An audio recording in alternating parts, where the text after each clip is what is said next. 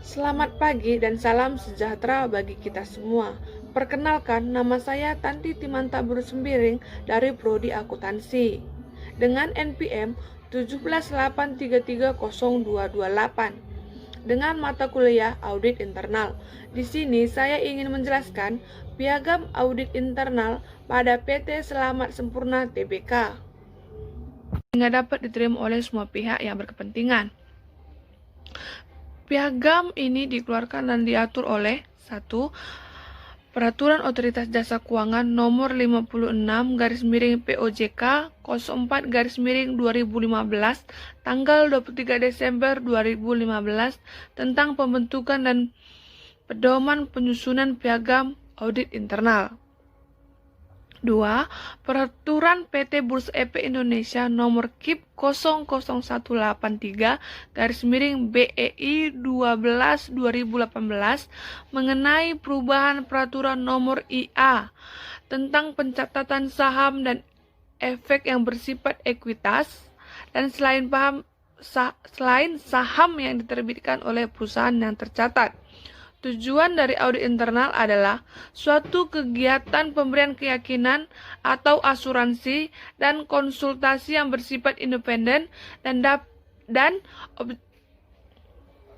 objektif dengan tujuan untuk meningkatkan nilai dan memperbaiki operasi perusahaan melalui pendekatan yang sistematis dengan cara mengevaluasi dan meningkatkan faktivitas manajemen risiko, pengendalian, dan proses tata kelola perusahaan. Struktur audit internal. 1. Audit internal dipimpin oleh seorang kepala audit internal. Kepala unit audit internal diangkat dan diberhentikan oleh direktur utama atas persetujuan Dewan Komisaris. 3. Direktur utama dapat memperhatikan kepala audit internal setelah komisaris. Jika kepala audit internal tidak memenuhi persyaratan sebagai auditor definisi audit, sebagai diatur dalam peraturan ini dan atau gagal atau tidak cakap menjalankan tugas. 4. Kepala audit internal secara administrasi bertanggung jawab melaporkan kepala audit utama dan secara fungsional bertanggung jawab dan melaporkan kepada Dewan Komisaris Komite Audit. 5. Auditor yang duduk dalam unit internal bertanggung jawab secara langsung kepada kepala audit internal. Tugas dan tanggung jawab audit internal. 1. Menyusun dan melaksanakan rencana audit internal tahunan. 2. Menguji dan bertanggung jawab secara langsung kepada kepala audit internal. Tugas dan tanggung jawab audit internal. 1. Menyusun dan melaksanakan rencana audit internal tahunan.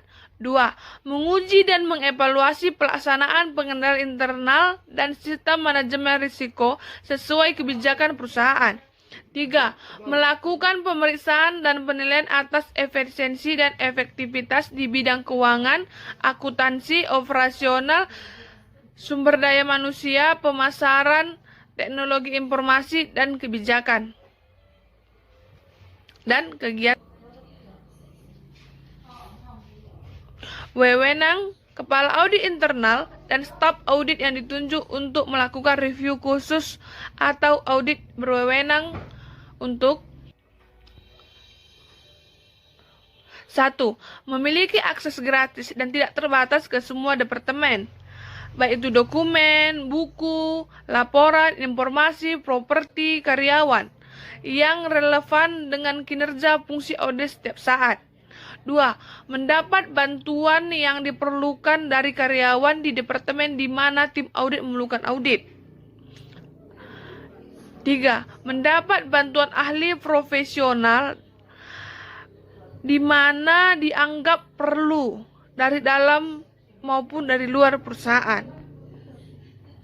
4. Berkomunikasi secara langsung dan 4. Berkomunikasi etik. Audit internal diharapkan menerapkan dan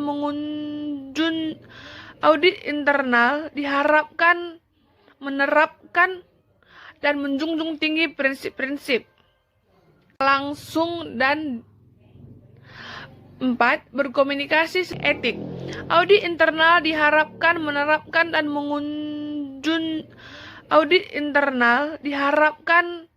menerapkan dan menjunjung tinggi prinsip-prinsip seperti berikut.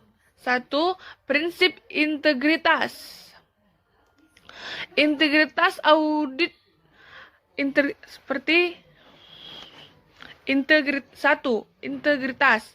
Integritas auditor internal membuat kepercayaan dan dengan demikian memberikan dasar untuk menaruh kepercayaan kepada penilaian mereka. 2. Objektivitas. Audit internal menunjukkan tingkat tinggi objektivitas profesional dalam mengumpulkan, mengevaluasi, dan mengomunikasikan informasi tentang aktivitas atau proses yang diperiksa. Auditor internal membuat penilaian seimbang dari semua keadaan hingga keadaan itu relevan dan tidak terpengaruhi oleh kepentingan sendiri atau orang lain yang membentuk. Ada yang ketiga, kerahasiaan. Audit internal menghargai nilai kepentingan informasi yang 3. Kerahasiaan. Audit internal menghargai nilai dan kepemilikan informasi yang mereka terima. 3. Kerahasiaan. Audit internal menghargai nilai dan kepemilikan informasi yang mereka terima dan tidak mengungkapkan informasi tanpa otoritas yang tepat, kecuali ada kewajiban hukum atau profesional untuk melakukannya. Yang keempat, kompetensi. Auditor internal menggunakan pengetahuan, keahlian, dan pengalaman yang dibutuhkan dalam melaksanakan jasa audit internal.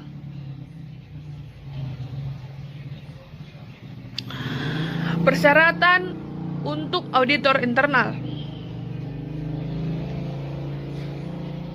Persyaratan untuk auditor internal. 1.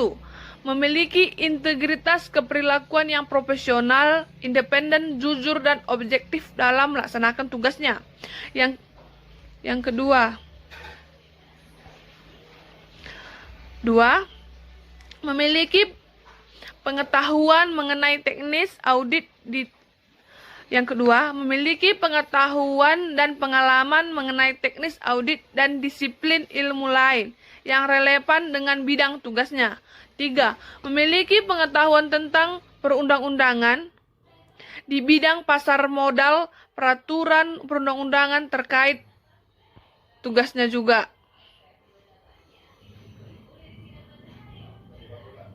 3. Memiliki pengetahuan tentang peraturan perundang-undangan di bidang pasar modal, peraturan perundang-undang terkait lainnya. 4. Memiliki kecakapan untuk berinteraksi dan berkomunikasi baik lisan maupun tertulis secara efektif. Yang kelima,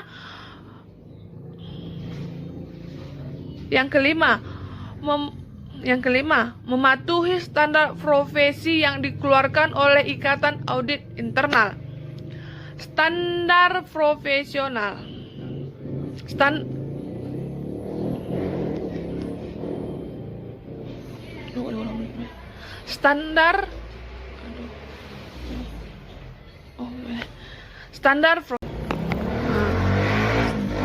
profesional. Audit internal harus memenuhi standar internasional tentang pedoman dan praktek audit. Pekerjaan audit internal dan hasil setiap unit yang bersifat rahasia untuk perusahaan dan tidak akan diungkap kepada pihak ketiga, kecuali untuk auditor eksternal, dan itu juga persetujuan direktur utama. Larangan perangkapan tugas dan jabatan. Larangan peranggapan tugas dan jabatan. Auditor yang duduk dalam unit audit internal dilarang melakukan perangkapan tugas dan jabatan dengan melaksanakan kegiatan operasional perusahaan, baik perusahaan maupun entitas anaknya. Demikian presentasi dari saya ucapkan terima kasih sehingga yang saya berikan dapat diterima dengan baik dan